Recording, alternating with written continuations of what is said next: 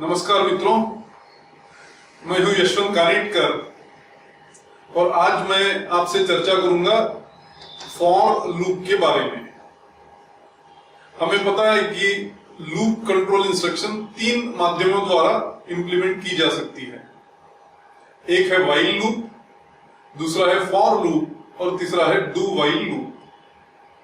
While loop तो हम देख चुके हैं, अब की बार हम देखते हैं कि फॉर लूप का प्रयोग लूप कंट्रोल इंस्ट्रक्शन में किस प्रकार किया जा सकता है।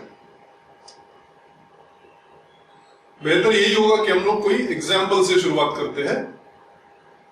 मान लीजिए मैं मेन के अंदर ऐसा कुछ करना चाहता हूं जहां स्कैनएफ के द्वारा तीन अलग अलग सब्जेक्ट्स के मार्क्स रिसीव करूं, फिर परसेंटेज कैलकुलेट करूं और उसे प्रिंट कर दूं, या एवरेज कैलकुलेट करूं और उसे प्रिंट कर दूं।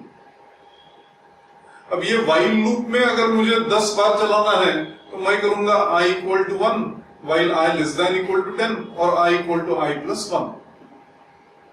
अब ये तीन अलग अलग जगह जो मैं करता हूं, इनिशियलाइजेशन, टेस्टिंग और इंक्रीमेंटेशन, इसके बदले एक फॉर लूप में मैं एक ही जगह तीनों चीजें कर सकता हूं। देखिए किस प्रकार से।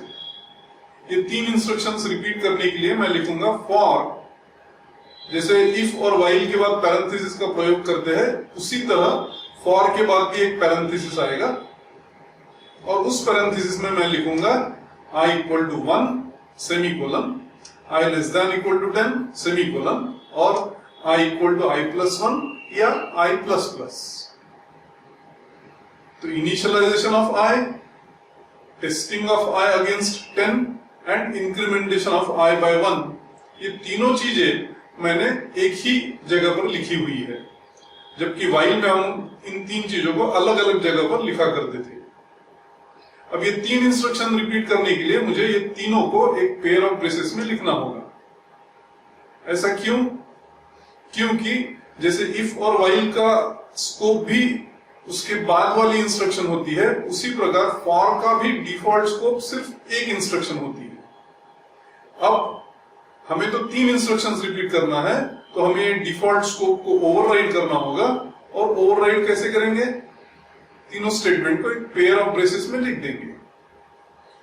अब अगर देखना है कि ये प्रोग्राम चलता कैसे है, तो ध्यान रखिए कि सबसे पहले i इक्वल टू 1 होगा, मतलब पहले इनिशियलाइजेशन होगा। इनिशियलाइजेशन होने के बाद i की वैल्यू क्या बनेगी? 1। तो 1 लेस देन इक्वल टू 10 पे पहुंचेगा कंट्रोल, मतलब टेस्ट होगी। टेस्ट ट्रू है क्योंकि 1 लेस देन इक्वल टू 10 ये ट्रू है। ये होने के बाद i प्लस प्लस मैंने उसके बाजू में ही लिखा है, पर कंट्रोल वहां नहीं पहुंचेगा।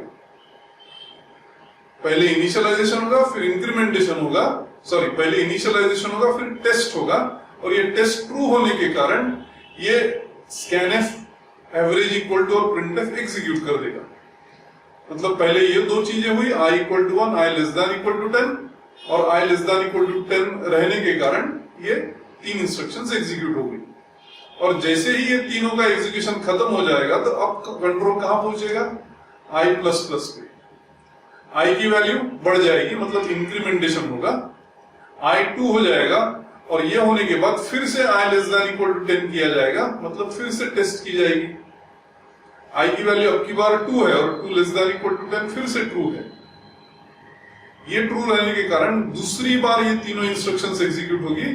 आप दूसरे स्टूडेंट का एवरेज मार्क्स कैलकुलेट करके प्रिंट कर पाओगे। ये होने के बाद कंट्रोल फिर पहुंचेगा इंक्रीमेंटेशन पे, i की वैल्यू अब की बार 3 हो जाएगी, फिर से टेस्ट की जाएगी 3 लेस देन इक्वल टू 10। ये टेस्ट ट्रू है, इसलिए फिर से तीसरी बार ये इंस्ट्रक्शंस एग्जीक्यूट होगी, फिर कंट्रोल पहुंचेगा i प्लस प्लस पे, i की वैल्यू 4 हो जाएगी। मतलब क्या? इसका मतलब हम लोगों ने तीनों चीजें इनिशियलाइजेशन, टेस्ट और इंक्रीमेंट भले ही एक जगह क्यों ना लिखी हो, पर इनिशियलाइजेशन एक ही बार एग्जीक्यूट होगा, उसके बाद ये टेस्ट इंक्रीमेंटेशन साइकिल चलता रहेगा। ये व्हाइल लूप में भी बिल्कुल इसी प्रकार इंस्ट्रक्शंस एग्जीक्यूट होती थी। एक बार इनिशियलाइजेशन होता था और उसके बाद टेस्ट इंक्रीमेंटेशन की साइकिल चलते रहती थी। फॉर लूप में भी देखेंगे आप, बिल्कुल उसी प्रकार होता है। इसी का मतलब यह है कि व्हाइल लूप और फॉर लूप में अंतर कोई भी नहीं है। एग्जीक्यूशन दोनों का बिल्कुल समान है। फर्क कितना है?